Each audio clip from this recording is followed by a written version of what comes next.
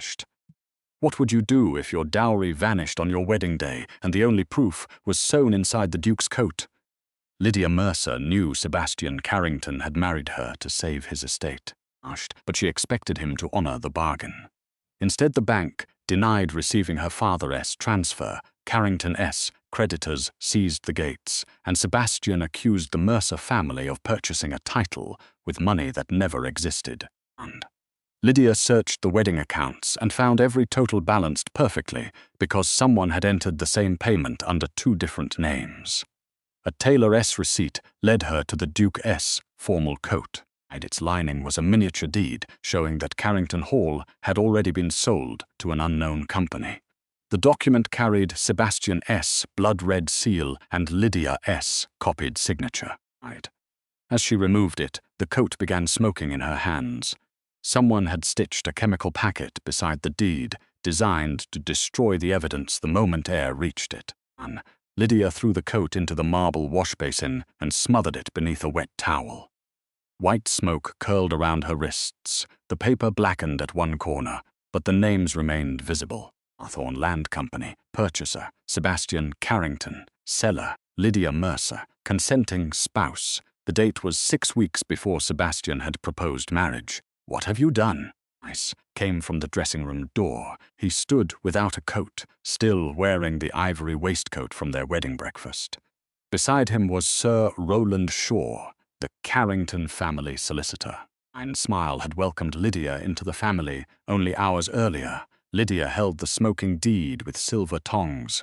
"I found the reason your bank never received my dowry." Shaw crossed the room and reached for it, a novelty inserted by some dishonest tradesman. "Give it to me." Lydia turned the page toward the window. The red wax carried the Carrington griffin, but one claw was missing from the impression. She had seen the same damaged claw on the marriage settlement sealed that morning. "This came from your legal press," she said. Sebastian's face hardened. "My coat was in your father's house for alterations. 20 minutes, under the hands of your own tailor." Shaw reminded the Duke that Mercer clerks had handled every wedding account. A merchant family facing a failed transfer might forge a deed to escape disgrace. Us heard the class judgment he expected Sebastian to accept. Aristocratic seals were honorable, commercial numbers suspect. Sebastian held out his hand. The document, she gave it to him only after wrapping it in clean linen, added his copied signature and Lydia's impossible consent. "Where is the missing dowry?" he asked. "That is the wrong first question. It is £200,000, and this deed claims 600 families no longer live on your land." Sebastian ordered Shaw to verify the document and confined Lydia to the West Suite until her father arrived. It was their wedding night. Instead of a bridal chamber, she received a locked door and a guard. Lydia had been balancing ledgers since she was 16. Her father, Josiah Mercer, traded wool, glass, and marine insurance. He taught her that fraud rarely appeared as a missing number. It appeared as a perfect number supported by the wrong name. The Carrington wedding account contained 12 payments to Harris Trading and 12 equal receipts from Thorne Agricultural Credit. Both sets looked legitimate. Read together, their initials formed H&T, while the alternating dates spelled Hawthorne across the folio marks. Someone used the accounts as a routing code, copied every entry onto the blank backs of fashion plates, because Shaw had removed writing paper from her rooms. Her maid, Annabelle, brought supper and whispered that bailiffs had posted seizure notices on the mine and tenant farms. Anna's widowed mother lived in one of the cottages. Lydia asked how estate wages were paid. Carrington issued brass tokens redeemable at the village office, a system Lydia considered dangerous because the estate controlled both wages and prices. Anna had saved 3 months of tokens. Each carried the damaged claw griffin. The flaw did not originate in Sebastian's ancient seal. It belonged to a newer die used by Shaw's office. If the miniature deed and marriage settlement bore the same flaw, then Shaw controlled the false instruments and the wedding contract. At dawn, Josiah Mercer arrived furious. He produced the bank receipt proving the dowry left his account. Carrington S. Bank denied receiving it. Shaw accused Josiah S. London agent of diverting the funds. 9. Sebastian believed neither side, but allowed his humiliation to fall upon Lydia. Before servants and creditors, he declared their marriage settlement suspended until the money was found, asked him to compare the damaged seals. Shaw interrupted, saying women often imagined patterns after emotional shocks. Sebastian ordered Lydia to remain silent during financial negotiations.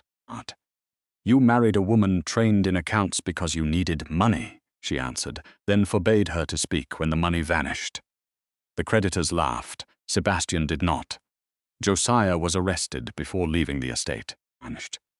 £20,000 in Carrington banknotes were discovered beneath the seat of his carriage, accompanied by a letter offering to purchase the estate secretly after foreclosure. Lydia knew her father did not write the letter. Its numbers used aristocratic longhand rather than the compact merchant notation he taught every clerk. Nevertheless, the magistrate detained him, advised Sebastian to annul the marriage for fraud. Lydia understood the plan at last. Someone needed the Mercer dowry, a disgraced merchant family, and a duke too ashamed to question the story placed before him, helped Lydia leave the west suite through a laundry passage. They entered the estate office at midnight. The official ledgers had been removed, but the old copying press still held a damp blotter. I warmed it beside a lamp and read mirrored fragments. Hawthorne, 200,000, auction 11 days. A red silk fibre clung to the press screw. Lydia remembered the identical thread binding her marriage settlement. She stored the blotter between 2 sheets of Anna S. prayer book and replaced it before the ink could dry differently. In a wastebasket, she found a torn bank wrapper from the firm of Harris and Thorne. Belonged to Shaw's London chambers. Sebastian caught them at the office door. Anna protected her mistress by claiming she had stolen the key. Lydia refused the sacrifice and admitted everything. Sebastian sent Anna back to the village rather than dismissing her, but he accused Lydia of obstructing a legal investigation. She showed him the bank wrapper and damaged seals. He agreed to examine them, then confiscated the evidence and locked Lydia again. "You still believe Shaw because he speaks like a gentleman," she said. "I believe the man who kept this estate alive after my father's death." Questions. Father had lost a fortune in a railway speculation recommended by a family friend. Shaw reorganized the debts and taught the young duke never to trust promises unsupported by inherited reputation. Sebastian believed commerce had killed his father's judgment. Shaw used that wound to make every merchant appear dangerous. The next morning, the creditors accepted a plan proposed by Shaw. Hawthorne Land Company would advance enough money to release Josiah, pay urgent wages, and delay foreclosure. In exchange, it would receive temporary control of the Carrington coal mine. Objected. The mine was the estate's only profitable asset and stood above a newly surveyed iron seam. Surrendering it made no financial sense unless Hawthorne already expected to own the land. Sebastian signed. That afternoon, Shaw announced that his negotiations had saved the estate. Lydia's analysis of the routing code was dismissed as coincidence. 2 days later, the mine pumps stopped. Water rushed into the lower galleries while 43 workers remained underground. Hawthorne's newly appointed manager claimed the pump engine had failed and refused to send rescuers into unstable passages. Anna ran to Carrington Hall because her brother was trapped below. Lydia studied the mine supply books from memory. 3 replacement pump valves had been charged to the wedding account as floral ironwork. Nuts were not missing.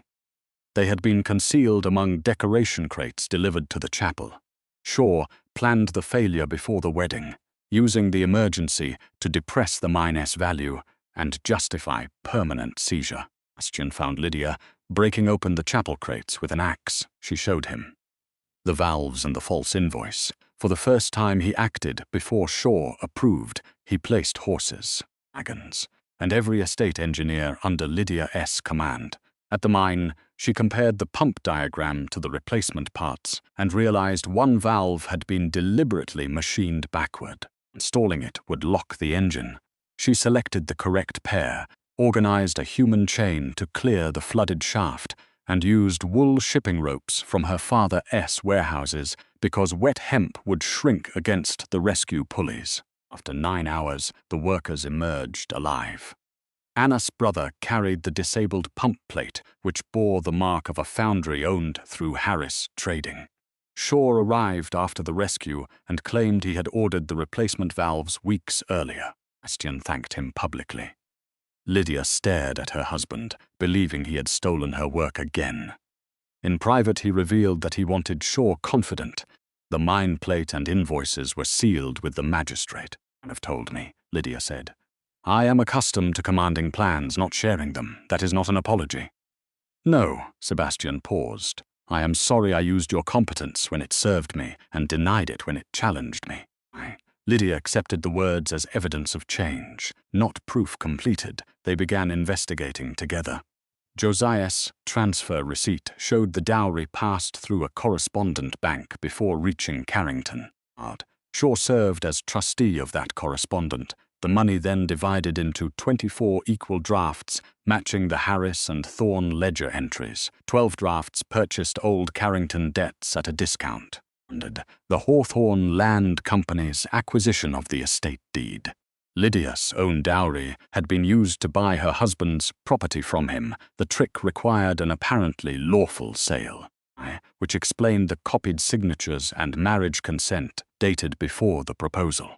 Lydia insisted on reconstructing the entire movement of the money rather than following only the final drafts, converted the long dining room into an accounting chamber. One wall carried Carrington obligations, another carried Mercer transfers, and a third carried Hawthorne purchases. On it, colored thread connected identical amounts across dates. Sebastian initially found the arrangement excessive until Lydia showed him that 6 supposed creditors shared the same handwriting and redemption day. And claims were not 6 debts, but 1 debt broken into pieces, so no trustee saw its full size. Shaw bought each piece through a different clerk, then used the Mercer dowry to repay himself at face value on it. The estate's junior bookkeeper, Philip Dane, had copied the false entries without understanding them. He admitted Shaw required him to leave a blank line after every 7th account. The solicitor filled those spaces personally. Lydia promised Philip protection only if he recorded what he knew before learning what other witnesses said. His statement established that the double accounts existed 4 months before Lydia entered Carrington Hall. That date destroyed the argument that she invented them after marriage. Sebastian watched her question the clerk without threats. His own habit was to demand loyalty first and accuracy second. Lydia asked for accuracy and allowed loyalty to follow. Told her that his mother considered trade vulgar because prices forced people to say what things were worth. Lydia replied that aristocrats preferred hidden prices because they confused cost with dignity. "Father did not sell me," she said. "He gave me property intended to remain mine. You and Shaw treated it as a ransom for your estate." Sebastian had no answer. The next morning he amended the household orders so no money from her settlement could move without her written authorization. They visited the mining village together to examine leases Hawthorne claimed to have purchased. Ones could not read, but they remembered objects, rooms, and witnesses. One widow said Shaw's clerk pressed her husband's thumb onto a paper beside a blue ceramic inkwell. Carrington Hall owned no blue inkwell, yet Lydia had seen one in Shaw's outer office. Another tenant received a renewal on paper carrying a watermark from a French mill that ceased production 8 years earlier. The leases were genuine old sheets with new text written into spaces washed clean. Lydia taught Anna and Philip to record each statement separately. By sunset, they had 27 matching accounts of coercion. On the return journey, Sebastian apologized for allowing Shaw to speak of merchants as though commerce itself were dishonorable. Lydia told him the insult was not the worst harm. He had enjoyed the benefit of her training while expecting her to remain grateful for entering his class. "You did not marry beneath you," she said. "You married the person keeping you from falling." Sebastian accepted the rebuke. At the castle, he placed her chair beside his at the estate council rather than at the wall. Several older agents objected. He asked them whether their titles could repair a mine pump. Answered, "The genuine deed should have been registered at the county office, yet its clerk reported a fire had destroyed the relevant volume. I examined the charred index and found the Carrington entry written in iron-based ink, while surrounding entries used carbon ink. Fire reddened iron ink but left carbon black. Someone added the sale after the blaze, creating a false historical record. The clerk, Mr. Edwin Price, admitted Shaw paid him to insert the page, but refused a signed confession because his daughter's home belonged to Hawthorne. How they could protect him, Price vanished. The original blotter disappeared from Anna S. prayer book. The mine plate was replaced inside the Magistrate S. seal with a harmless piece of iron. Innes searched Lydia's rooms and found the missing Carrington sale price in bearer notes inside her bridal trunk. Sebastian S., private secretary, swore Lydia had asked how quickly bearer notes could be exchanged abroad. Shaw presented a second letter in her hand instructing Josiah to flee. The evidence was stronger than before. Sebastian faced creditors who would withdraw the mine rescue agreement unless Lydia was arrested. He allowed the magistrate to take her from the house. In the entrance hall where servants had welcomed their new duchess, he said nothing while iron closed around her wrists. Lydia's respect for his recent courage shattered. County jail, she sent him one message. You tested numbers only when the answer cost you nothing. Sebastian read the message before the assembled creditors. Then he rejected Shaw rescue agreement. Surrendered temporary control of the mine to an independent workers' committee, and pledged his unentailed London house as security for every tenant's wages. The decision made foreclosure immediate. Carrington Hall would be auctioned within 4 days, but Lydia was released because the creditors' claim that required her detention no longer protected any active agreement. Sebastian met her outside the jail without a carriage crest. I believed arrest would preserve time to investigate, he said. I chose strategy over your public dignity without asking you again. Lydia told him a husband could not repeatedly sacrifice his wife and call the later rescue love. Agreed, and placed the keys to the estate archive in her hand. You decide whether I am permitted to assist. Lydia returned for the tenants, not for Sebastian. Anna had made a copy of the blotter before it disappeared. Pressing it beneath a warm iron onto linen used for household inventories, the reverse impression was faint but readable. Price's daughter came to Carrington after her father vanished. She brought a brass tally he had hidden in her sewing basket. The tally matched storage vault 17 at the county bank. Price had placed the genuine registry index there before obeying Shaw's order to alter the burned volume. I expected to be killed and created evidence that survived him. For the first 2 nights after her release, Lydia slept at Anna S. Mother S. cottage, rather than under Sebastian S. roof. It were cramped, the ceiling leaked, and every knock made the family fear Hawthorne bailiffs. Lydia finally understood the practical terror hidden inside a transfer deed. Duke. Foreclosure meant losing portraits and political standing. To a tenant, it meant children outdoors before winter. And she organized a village fund from the portion of her personal allowance Shaw had not reached and asked Josiah to hold it beyond Carrington control. Sebastian contributed anonymously. Lydia returned the money until he signed a statement making it an irrevocable gift rather than a favor that could purchase gratitude. Sebastian visited the cottage without servants, and he brought the written protection Lydia demanded for tenants who testified. He also brought the original order, authorizing her arrest, and tore off his signature before placing the paper in her hand. Lydia did not mistake the gesture for repair. Paper can be destroyed more easily than memory, she said. He agreed and asked Anna's mother to witness his admission that the arrest lacked sufficient investigation. Ido, who had never addressed a duke directly, told him fear of scandal had made him useful to Shaw. Sebastian thanked her for the truth. Vault 17 contained more than the index, called bearer shares in Hawthorne Land Company. The company's ownership had been divided among false names, but every certificate listed correspondence through Shaw S. Chambers. Vanished. One share belonged to Sebastian S. late father, supposedly signed on the day he died. The signature was genuine, taken from the bottom of a letter and attached by wafer. That share allowed Shaw to claim the Carrington family had authorized the company from its beginning.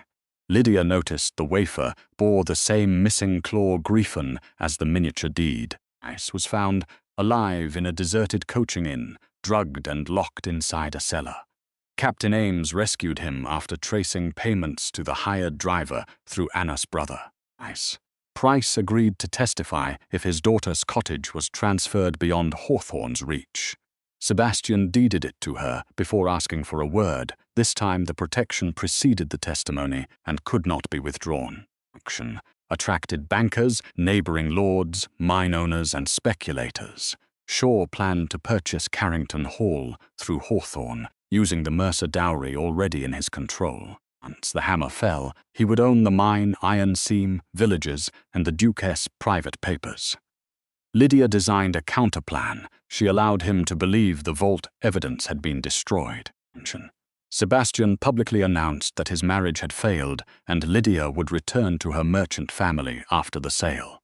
The rumor pleased every aristocrat who considered their union unnatural. Shaw careless enough to invite Lydia's father to the auction, expecting to humiliate him. On the night before the sale, someone attacked Josiah's warehouse and set fire to the insurance records connecting Harris, trading to Hawthorne. Had anticipated the attempt. The original policies were already sealed at the Admiralty Insurance Court. The warehouse held copies. Exposed a hidden compartment Shaw's agents had used to store Carrington bank wrappers before planting them in Josiah's carriage. A watchman captured one man carrying Shaw's written instructions. The document did not name the estate, but it ordered him to destroy the remaining double accounts. Shaw's phrase mattered. No public accusation had mentioned double accounts. The auction began in Carrington's great hall. Had been labeled, paintings removed from walls, and tenant leases stacked as transferable assets. Shaw sat beside the auctioneer with Hawthorne's credit authorization. Entered wearing the same plain grey traveling dress she had worn to sign the marriage settlement. Laughter followed her. Shaw asked whether the merchant's daughter wished to purchase another title, answered that she had come to audit the first one. Before the first lot was called, Lydia asked the auctioneer to state who guaranteed Hawthorne's funds. He named the same correspondent bank that had received her dowry, and she requested proof that Hawthorne's credit existed independently of Mercer money. Shaw objected that a bidder's banking was private. Lydia answered that the auction arose from a debt Hawthorne itself created. If the company purchased with stolen funds, the sale would compound rather than settle the fraud. The chief creditor, unwilling to risk an invalid auction, granted her 30 minutes. I looked pleased. He believed no woman could explain a web of accounts before a restless room. Lydia did not lecture. She placed 24 coins along the table to represent the dowry drafts. 12 moved beneath cards labeled Harris. 12 moved beneath cards labeled Thorne. Then she showed how every coin returned under Hawthorne's name, while Shaw collected a commission at each crossing. Miners, who could not read legal deeds, understood the movement immediately. The visible simplicity weakened the authority of Shaw's dense papers when he accused her of performing a parlor trick, invited his own clerks to arrange the amounts differently. None could. She began with the dowry. Josiah's bank manager authenticated the outgoing transfer. Correspondent bank records showed the same funds divided into Harris and Thorne drafts. Shaw claimed those names belonged to independent companies. Lydia arranged the entries by date, amount, and folio. Each Harris debit paired with a Thorne credit 24 hours later, less Shaw's exact legal commission. The combined initials and dates formed the routing instructions written into the wedding ledger. Only the trustee controlling both accounts could have designed them. Shaw argued that Lydia created the pattern after discovering her family as fraud. She produced the bank wrapper from his chambers and the linen counterproof from Anna's prayer book. And Anna testified to its creation before Lydia's arrest. The auctioneer tried to continue, but the mine workers blocked the doors peacefully and demanded the ownership question be resolved before their leases were sold. Entered with the genuine registry index. Its paper, binding holes, clerk's marks, and sequential numbers matched the undamaged county volumes. It contained no Carrington sale. Ad replacement used an iron ink unavailable at the registry until after the fire. Shaw accused Price of accepting Mercer money. Price displayed the vault tally and the receipt dated before Lydia's wedding. Proving he preserved the original while the Mercers were still strangers to him. Lydia then presented the miniature deed recovered from Sebastian's coat. Shaw smiled. Its scorched edge and copied signatures made it weak evidence. The self-burning packet a theatrical invention by Lydia. She asked how he knew the packet had been stitched beside the deed. Neither she nor Sebastian had publicly described its placement. Once, Shaw answered that the tailor told him. The tailor, waiting beside the servants, denied ever seeing the packet. He had altered the coat under Shaw's supervision and remembered the solicitor sending everyone from the room for 20 minutes. The chemical maker testified that Shaw purchased phosphorus paste in a thin wax bladder, claiming it was for destroying confidential drafts. Lydia explained the design. Cutting the lining admitted air, iced, and ignited both coat and document. The miniature deed was never meant to transfer property. It was an instruction copy carried into the county office so the clerk could reproduce names. Seals and boundaries on the false registry page. Once used, it should have destroyed itself. Shaw attempted to separate himself from Hawthorne Land Company.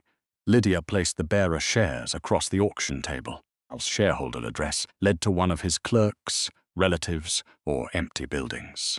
The certificate attributed to Sebastian's father used a genuine signature attached by a wafer. Magnification. The wafer displayed the damaged claw seal made by Shaw's newer die. Sebastian brought the undamaged hereditary seal from the family vault and pressed it beside the false impression. It could be seen from the gallery. Shaw's confidence finally broke. He accused Sebastian of authorizing the sale privately to escape his father's debts. Lydia asked him to state the sale price. And £460,000, he snapped. The great hall fell silent. The miniature deed's surviving section showed only the first 2 digits, and the false registry index listed no price. The amount appeared solely in the private Hawthorne ledger recovered from Vault 17. Shaw knew it because he owned the ledger and the company. Captain Ames arrested him before he reached the side door. The auctioneer disclosed that Shaw had bribed him to undervalue the mine. The private secretary admitted forging Lydia's letters and planting bearer notes after Shaw threatened to expose his gambling debts. Andriona linked the reversed pump plate to Harris Trading. Price identified the men who abducted him. The Crown later charged Shaw with fraud, forgery, kidnapping, arson, and conspiracy to endanger the miners and theft of the Mercer dowry. His clerks received consequences according to their knowledge and cooperation. The secretary lost his position and faced prosecution, but helped recover tenant deeds. Sale was declared void because no lawful Carrington conveyance existed. The recovered dowry could have restored Carrington Hall exactly as it had been. Lydia refused. The old system allowed one solicitor to control seals, banks, deeds, wages, and explanations. She required independent audits, cash wages instead of estate tokens, elected tenant representation, and trustees for the mine. Sebastian accepted every condition publicly. He sold the ornamental London house to clear valid debts rather than using Lydia's money to preserve appearances. The dowry remained Lydia's separate property under trustees she selected. Josiah asked whether she wished to return home. Lydia said she would decide after the estate survived 1 year under honest accounts. She moved into the East Wing with her own office and staff. Sebastian lived in the West. They met over ledgers, mine reports, and tenant contracts. Respect grew when he accepted unwelcome numbers without punishing the person who brought them. Action followed through ordinary acts. A lamp left burning for her late work, a seat offered at every financial meeting, and his habit of asking what she had verified before announcing what he believed. Last winter tested every reform. Coal prices fell, a bridge required rebuilding, and several creditors demanded immediate repayment. Some agents urged Sebastian to hide the shortfall until spring. He brought the proposal to Lydia instead of approving it privately. Together they published the loss, postponed decorative work at the hall, reduced their own household expenses, and guaranteed mine wages first. The honesty frightened lenders for 1 week and attracted better ones the next. Merchants who had avoided Carrington undershore offered fair terms because the new books could be inspected. I also discovered that efficiency could become another form of cruelty if numbers ignored people. Closing the estate token shop saved money but left elderly tenants without transport to the market town. I proposed converting the old shop into a cooperative supplied at cost. Lydia adjusted her plan. Sebastian watched her change a correct calculation when human evidence proved it incomplete. Taught him that strength did not mean never revising judgment. Their personal distance narrowed just as carefully. Sebastian asked before entering her office, even when the estate seal was inside. Invited him to dine, only after he stopped treating every shared meal as a claim upon forgiveness. He told her about the morning. His father learned his speculation had failed and locked himself inside the library, 16-year-old Sebastian to face creditors alone. Lydia understood why debt sounded like abandonment to him. She did not allow the memory to excuse his treatment of her. A wound can explain the direction you ran, she said. It cannot decide who you trample. He remembered the sentence whenever fear made secrecy attractive, at the end of 6 months.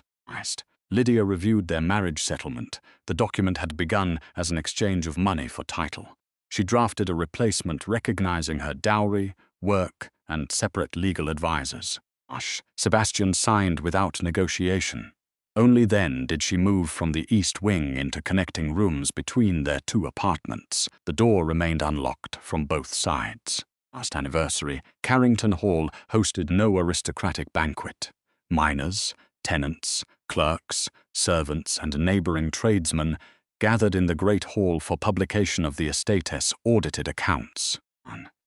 Lydia presented a surplus earned without hidden debt.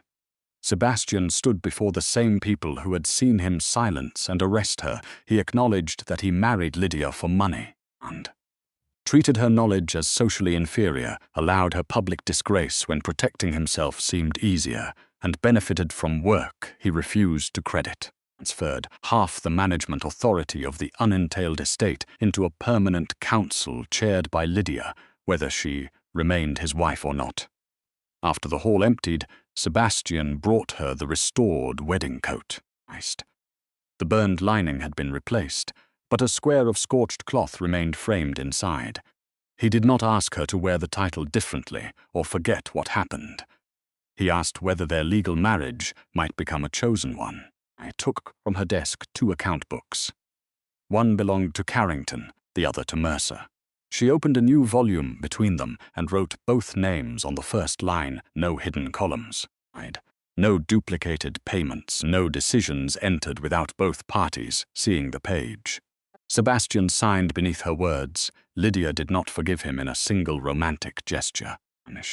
She chose to stay month by month as his conduct continued matching his signature. When their partnership became love, it felt less like surrender than a balanced account, finally supported by honest entries. At the next estate meeting, Sebastian placed the ancestral keys before her, not as ownership of the house, but as access to every room where power had once been hidden. Lydia selected the archive key and returned the rest. I do not need to hold every key, she said. I need to know no door is closed to the truth. Outside, the mine bell rang the end of a safe shift. Workers crossed land that could no longer be sold without their leases being heard. Mother received the deed to her cottage. Price Bess's daughter opened a village bookkeeping school.